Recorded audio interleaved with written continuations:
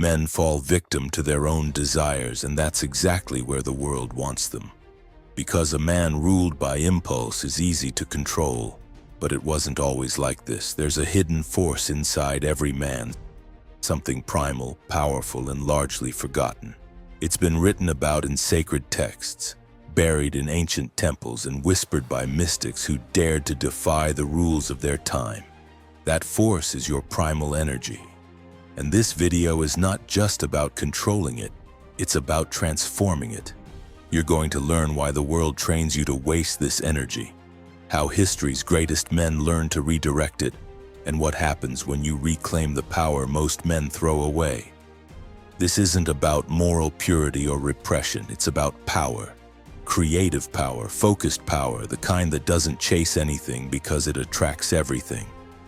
By the end of this, you'll know exactly what primal energy mutation is, why it matters, and how to start practicing it today. Because the fire inside you was never meant to burn you out. It was meant to forge you into something unstoppable. The ancient world understood what modern men have forgotten. The energy behind desire is not a curse, it's a force, one that can be squandered or transmuted. And the man who learns to transmute it becomes unshakable. In 1937, a man named Napoleon Hill published a book that would change the course of self-development forever. Think and Grow Rich. But hidden inside this bestseller was a chapter that almost no one talks about. A chapter that doesn't fit neatly into motivational quotes or morning routines. It wasn't about business, or affirmations, or time management. It was about primal energy. Hill called it the mystery of primal energy mutation. And what he revealed was simple yet radical. That sexual desire, the most powerful human drive, could be redirected. Not suppressed, not denied, but transformed into focus, ambition, genius. He wasn't theorizing. He was documenting what he saw among the great men of history. Tesla, Edison, Ford, Lincoln. They weren't ascetics, but they weren't ruled by pleasure either. They had learned to turn fire into light. Take Nikola Tesla, for example. He once said he had no time for women, not because he despised them, but because he had a deeper love for his work. He believed the same energy that could be spent in pursuit of pleasure was better used in pursuit of progress. And his legacy reflects that choice. He turned his life force into world-changing innovation. Hill understood this wasn't deprivation. It was transformation, and it was the secret behind extraordinary achievement. What Hill said has roots in teachings far older than any self-help book. From ancient Taoist alchemy to tantric philosophy, from Egyptian temples to Hermetic texts, the principle is the same. The energy that creates life can also create legacy, but only if it's contained, only if it's respected. Desire isn't the enemy, it's the test. Because energy that leaks weakens you, and energy that builds empowers you. This isn't metaphor, it's biology, it's psychology, it's spiritual physics. Modern science is just beginning to understand what ancient mystics already knew, that the human heart generates a magnetic field, that breath controls focus, that withheld energy doesn't disappear, it amplifies everything it touches. This is the fire behind willpower.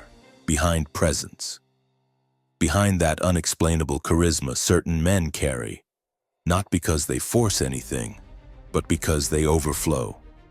Think about it. Every major spiritual tradition speaks of mastering desire, not denying it, but transcending it. In Buddhism, it's detachment. In Christianity, it's purity. In Taoism, it's flow. In Hermeticism, it's transmutation. The same message, different words, and all point to the same truth. You are not your impulses. You are what you do with them. In ancient Indian texts, the yogis practiced brahmacharya, not just celibacy, but mastery over life force. They believed that controlling primal energy gave rise to clarity, creativity, and spiritual insight. It wasn't moralism, it was science of the soul. In medieval alchemy, transmutation wasn't just about turning metals into gold. It was about turning the base instincts of man into divine power. Alchemists believed that to master the physical was to unlock the metaphysical, because a man who cannot master his urges becomes a slave to the world around him. But the one who can delay gratification, who can hold his fire, who can redirect it into something greater, becomes the creator of his own fate. This isn't New Age fantasy. This is ancient strategy. Why do you think monks across cultures practice celibacy? Why did warriors prepare for battle by cleansing their mind and body of distractions? Because they knew, when your energy is scattered, your power is diluted, but when it's focused, it's weaponized. Focus is rare now. In a world of endless noise, the ability to hold attention on a mission, a purpose, a vision is a superpower. And behind focus is discipline. The quiet, repeated act of choosing what matters most over what feels good now. Hill described this as the bridge between the physical and the spiritual. He said that men who became great were often those who fell in love passionately, who channeled their emotional and primal energy, not into obsession, but into mission. They didn't chase women. They attracted everything, not through games, but through gravitational presence. Presence that came from within. And that presence? It's built in the silence, in the moments you choose discomfort over distraction, stillness over stimulation, purpose over pleasure. What you're hearing now isn't theory. It's a pattern that repeats through every great man's story. They had control over themselves, over their thoughts, over their energy. They weren't flawless, they were focused. There's a reason why modern society drowns you in distraction. It's not about information, it's about fragmentation. Your attention is currency.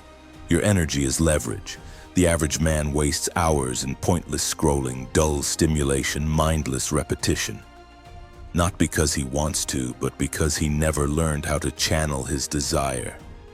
But you can. You can become the man who doesn't chase energy but generates it. The man who doesn't borrow power but cultivates it. Because the world doesn't need more noise, it needs depth. It needs grounded presence. It needs men who know how to sit in silence and not be shaken by it. So why isn't this taught? Because a sovereign man, a man with full control over his energy, his mind, his body, is hard to manipulate. He doesn't need quick dopamine. He doesn't fall for clickbait. He doesn't numb himself with screens and noise and novelty. He is a threat to everything that feeds on your attention and your addiction. So instead, society promotes indulgence. It mocks restraint. It celebrates excess. And it hides the truth that the man who controls himself controls his world. Look around. Most men today live in quiet desperation, not because they lack ambition, but because they've been trained to ignore their true power. Trained to chase comfort, to avoid pain, to numb themselves from anything real. They're addicted to screens, to porn, to fast dopamine. They scroll for hours, consume junk information, chase validation, and avoid silence like it's the plague. But it's in the silence where real strength is forged. Because silence reveals you to yourself. And that's terrifying if you've spent your life avoiding the truth. Weakness isn't just tolerated, it's encouraged. Men are told to embrace softness, to reject challenge, to suppress fire. But fire can't be buried, it only burns deeper. And when it finally erupts, it comes out as rage, addiction, or collapse. But when a man learns to sit with the fire, to harness it, to breathe through it, he becomes different. He becomes dangerous in the best way. Because he no longer runs. He doesn't fear pain. He doesn't hide from responsibility. He doesn't waste time pretending to be something he's not. He builds. And every time he chooses hard over easy, purpose over pleasure, clarity over chaos, he gets stronger. Every time you say no to comfort, you build strength. Every time you delay gratification, you build power. It's not that life is hard. It's that we've been sold the illusion that it should be easy. But easy choices create hard lives, and hard choices create unshakable men. Discipline is doing what's right even when it's not easy. It's lifting the weight when you'd rather stay in bed. It's reading when you could scroll. It's breathing through discomfort instead of numbing it. Every small decision compounds, not just in results, but in identity. And identity is destiny, but self-control isn't resistance. It's redirection. You don't need to reject your impulses. You need to evolve them. The fire you feel inside, the craving, the hunger, the passion, is not a flaw. It's fuel. And what you fuel becomes your life. Whether that's your purpose or your downfall depends on where you pour it. This is why the concept of transmutation isn't about suppression. It's about sovereignty. It's about turning unconscious habit into conscious transformation. It's about no longer being dragged by your instincts, but riding them like a current toward a greater goal. The world teaches you to fear boredom, to escape silence, to avoid any feeling that isn't instantly gratifying. But if you sit with it, you'll find your edge, your strength, your purpose. Power is built in silence, in stillness, in restraint. So how do you begin? You don't need to become a monk, but you do need to wake up. Start with awareness. Notice where your energy goes, who or what pulls it, what habits drain you, what patterns repeat. Begin to pull it back. Slowly, intentionally, quietly. Reclaim your fire, then redirect it into your work, into your body, into your breath, into silence. Let it build. Start your mornings in silence. Before the noise of the world floods in, sit with your breath. No phone, no stimulation, just stillness. Take cold showers, not to suffer, but to choose discomfort. To remind your body that you're in control. Fast for clarity. Move your body to awaken the fire. Journal to extract the signal from the noise. Turn your day into a ritual, not of performance, but of purpose. Because when energy builds, it creates gravity. And when you become the source of gravity, everything moves around you. Because when energy builds, it creates gravity, and when you become the source of gravity, everything moves around you. From how people respond to you, to how opportunities find you, to how peace becomes your default state. But this isn't just about energy. It's about identity. Who are you when no one's watching? When there's no validation? When the only person holding you accountable is you? Most men fold in that silence. But you won't, because you're building something deeper than muscle, sharper than status, stronger than reputation. You're building inner weight, the kind of presence that can't be faked, that can't be posted, that can't be bought. This is what makes you dangerous, not to others, but to every limitation that ever tried to define you. A dangerous man doesn't destroy. He builds himself, his vision, his world. He commands respect not because he demands it, but because he embodies it. And it all starts with mastery over self. Primal alchemy isn't abstinence. It's presence. Presence is the ability to be exactly where you are without wanting to escape. To sit in a storm of emotion and remain unmoved. To hold your power like a sword you don't need to swing. It's the stillness behind the eyes, the silence between words. The calm that settles in a room when you walk in, not because of what you say, but because of what you carry. This kind of presence isn't taught, it's earned, built in solitude, sharpened through discipline, forged in 1,000 silent battles no one else will ever see. It's like the mountain that doesn't flinch at the storm. It doesn't need to shout its power, it simply exists, unmoved, undeniable. That's the kind of presence primal energy builds. It's the ability to feel deeply without being consumed, to act with intention, not addiction, to love with power, not need, to move through the world with magnetic silence, not noise.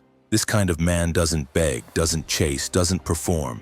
He draws everything in because he needs nothing, and yet he offers everything. He becomes rare in a world full of performance, and rare things carry weight. This is not about being untouchable. It's about being unshakable. You still feel, you still desire, but you do not fall. You rise, with discipline, with vision, with sovereignty. And here's the part they really don't want you to know.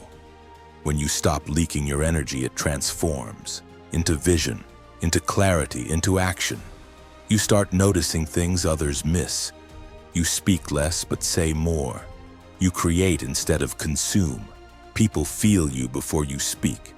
They respect you before you ask, not because of what you have, but because of what you've mastered, yourself. Think of the old masters, Bruce Lee, Marcus Aurelius, Miyamoto Musashi. They carried a stillness that could fill an entire room. Not loud, but vast. That kind of energy doesn't come from noise. It comes from mastery, from the disciplined redirection of every impulse into a higher form. That's what this is about, not control, but transformation. Primal energy is the silent power, the one no school will teach, no app will sell, no guru can give. It's the path of turning your greatest impulse into your deepest strength. And in a world of men chasing pleasure, the one who commands it leads. He becomes the source. He becomes the center. He becomes the man others feel but can never explain. In the end, it's not about denying desire but becoming its master. Because the man who commands his fire doesn't just survive this world, he reshapes it.